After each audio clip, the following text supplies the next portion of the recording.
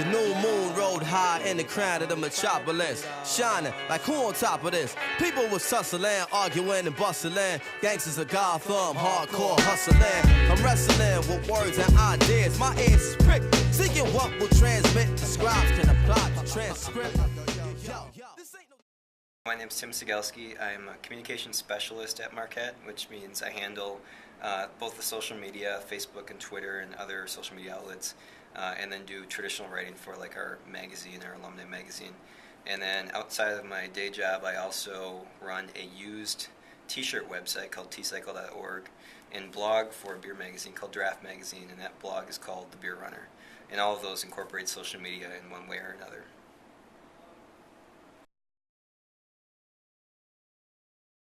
I think before we had this mass culture, started in the 50s or 60s or however you want to go back, we had individual cultures based around neighborhoods and common interests, and I think we're going to actually go back to that.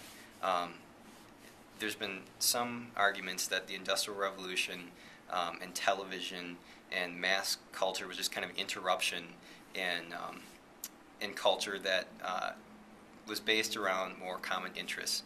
So I guess that's kind of a highfalutin way to say it will let people find what they're interested in very easily. So if I'm interested in running, or if I'm interested in a specific type of car, or specific type of art, or music, or whatever, it helps those people find what they're interested in.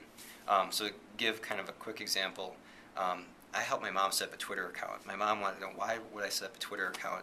I'm on Facebook already, I connect with my friends and family that way. I'm like, well, it's not just for that. I mean, that's fine. But with Twitter, you can kind of find people who are interested in what she's interested in.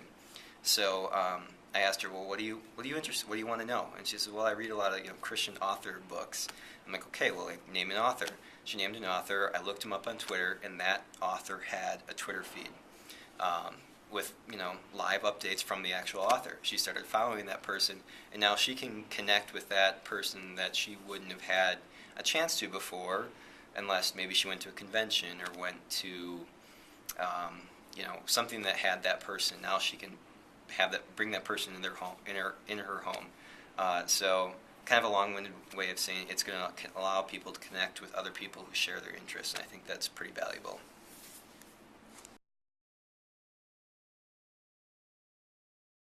Back in November of 2007, I signed up for a Twitter account. Right around the same time, I was starting a website that sold old t-shirts, because I thought old t-shirts had a lot of character. It's a long story. But I went on Twitter and I started following people who had t-shirts in their profile, or had t-shirt blogs, or an interest in t-shirts in some way. Going back to, I never knew there was that many people out there who cared so much about t-shirts, kind of like I did. But I started following a guy from San Francisco who had a t-shirt blog called tcritic.com.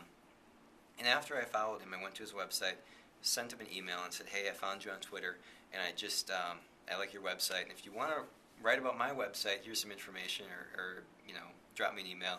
And he wrote back immediately and said, oh, I saw you were following me on Twitter. I went to your site and I already wrote a blog about it. Here's the address. Go to my So it was faster than email, faster than anything to create this connection. And from that, I started getting orders pouring in from across the country, England, the Netherlands, literally all over the world, just from this one blog entry. And just for me following him on Twitter, doing absolutely nothing else but starting the connection. And it kind of took off. And from there I saw, okay, I can really build a community and find people who share this interest. I really wish I could answer that question. If I'm going to be completely honest, I would say I have no idea, because if you asked someone this question 2 years ago, it would have been they wouldn't know how to answer. It would have been irrelevant, because a lot of the things we've seen today didn't exist. I don't think anyone would have said 3, 4, or 5 years ago that a 140-character message system had any value. And then we've seen it have serious global impact, things like getting communication out for a revolution in Iran.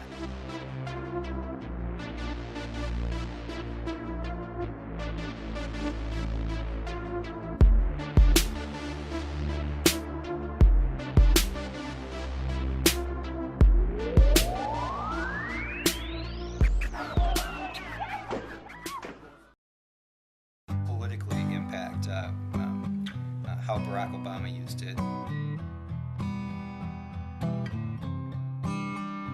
It was a creed written into the founding documents that declared the destiny of a nation. Yes, we can. It was whispered by slaves and abolitionists as they blazed the trail toward freedom. Yes, we can. Yes, we can. It was sung. It was sung by immigrants as they struck out the distant shores of pioneers who pushed westward against unforgiving lows. Just different serious ways that it has left its mark. I don't think anyone could have predicted before. So if me trying to make a prediction, I think is almost silly. But everyone wants to hear a prediction, wants to know it. And I would say we're going to see more conversation, more engagement, more one-on-one, more conversation. Going away, there'll still be mass media. There'll still be some of the traditional outlets we have. But I think once people recognize more and more the value of hearing two sides, voices from both sides, I think we'll see more of that in the future, whatever form that takes. If it's Twitter or Facebook or a new social network that hasn't been invented yet, I think we'll see more of that. Yes, we can heal this nation. Heal this nation. Yes, we can repair this world. I also have started this blog for a beer magazine called Draft Magazine called The Beer Runner. And it's about, it's called The Beer Runner because it's about people who like both craft beer and running and exercise. And some people thought it was weird and crazy when I started that because they're like, well, people who drink beer don't like exercise. And I'm like, I think you'd be surprised. And even I was surprised is after I started it, how many people I found who meet that criteria, who are really into beer and really into running or cycling or hiking or whatever. And I've featured dozens of them on the Beer Runner as what I call Beer Runner profiles. And I'd say 90% of them have come from Twitter. Just making these connections, friends of friends of friends or whatever, and finding people who meet this criteria of a very specific niche that wasn't there before, or at least wasn't readily accessible to find those people before things like Facebook and Twitter and other social media outlets. We've been asked to pause for a reality check. We've been warned against offering the people of this nation false hope. But in the But in the unlikely story that is America,